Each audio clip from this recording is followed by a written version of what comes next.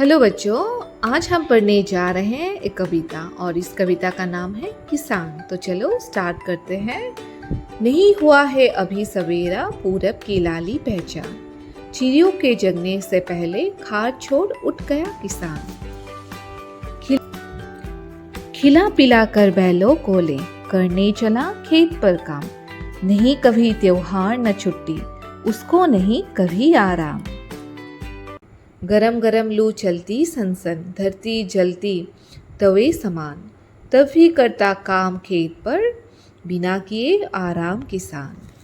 बादल गरज रहे गर गर गर, बिजली चमक रही चमचम, मूसलाधार बरसता पानी, जरा न रुकता लेता दम।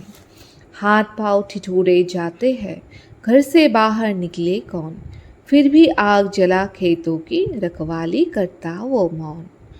है किसान को चैन कहा, वो करता रहता हरदम काम, सोचा नहीं कभी भी उसने घर पर रह करना आराम।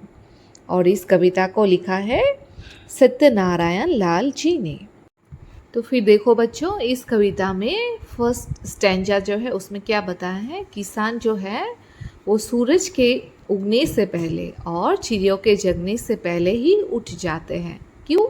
क्योंकि उनको खेत में जाना होता है। और उसके बाद बैलों को खिला पिला कर कहाँ ले जाते हैं? खेत पर। तो उनको ना हॉलीडे मिलता है न छुट्टी मिलता है। गरम गरम लू सूरज की गर्मी बढ़ जाती है, धरती भी तपने लगती है गर्मी के कारण, तब भी वो खेत में क्या करते हैं? काम करते रहते हैं।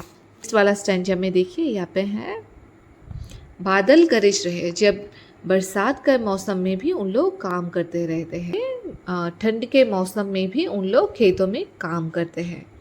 उनके हाथ पांव ठिठुर जाते हैं, लेकिन आग जलाकर भी उन लोग खेतों की रखवाली करते हैं। तो बच्चों देखिए, किसान जो है उन लोग के कठोर परिश्रम, लोग के हरदम काम करने से ही हम लोग को क्या मिल पाता है? अच्छा अच्छा खाना, है ना बच्चों।